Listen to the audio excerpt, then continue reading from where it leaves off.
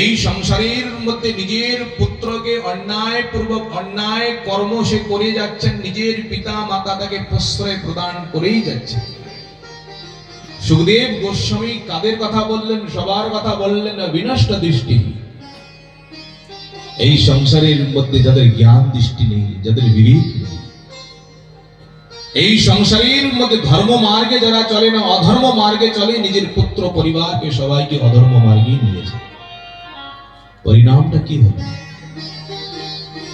একদিন বিদুর গিয়ে বললেন, দাদা আমি একটা কথা বলবো। হ্যাঁ বলো, তুমি আমার উপদেষ্টা মন্ত্রী, বলো নিজের কুলকে রক্ষা করতে চাও না কুলের বিনাশ চাও? যাকেই প্রশ্ন করা হবে সবাই বলেন আমাদের কুলের যেন মঙ্গল হয়, আমাদের কুল যেন রক্ষা হয়। ধৃতরাষ্ট্র একটি কথায় বললেন, আমাদের কুলের যেন মঙ্গল হয়। বিদুর বললেন, এই কুলের মঙ্গল পেতে হলে সর্বপ্রথম তোমার এই কুলের মধ্যে কুলাঙ্গার কুপুত্র রয়েছে, এই অধর্মিক পুত্রকে পরিত্যাগ করতে হবে। বলে কি নাম? বিদুর বললেন, তোমার জ্যেষ্ঠ পুত্র নাম হলেন দুর্যোধন। দুর্যোধন মানে কলির ছেলে। বিদুর বললেন, পরিত্যাগ করো।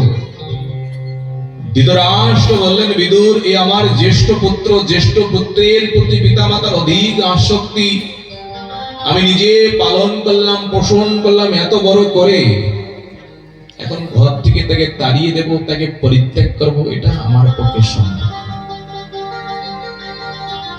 বিদুর বললেন, মন দিয়ে শোনো,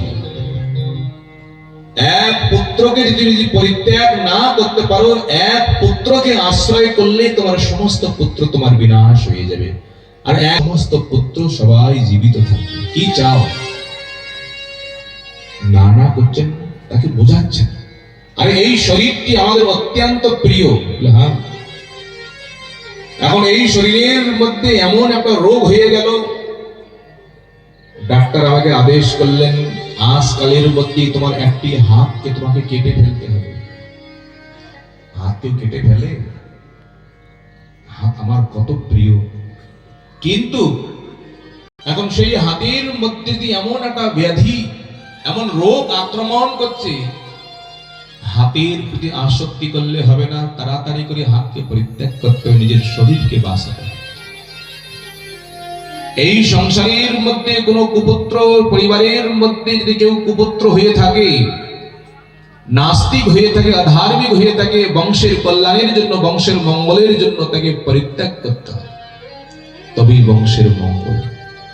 কোন গ্রামের মধ্যে এই ধরনের নাস্তিক হলে, কোন গ্রামের মধ্যে এই ধরনের কোন পরিবারের মধ্যে কোন এই ধরনের যদি অধার্মিক হয়ে থাকে, গ্রামের মঙ্গলের জন্য সেই পরিবারকেও তাড়াতে হয়, সেই পরিবারকেও বিতাড়িত করতে হবে, গ্রামের মঙ্গল।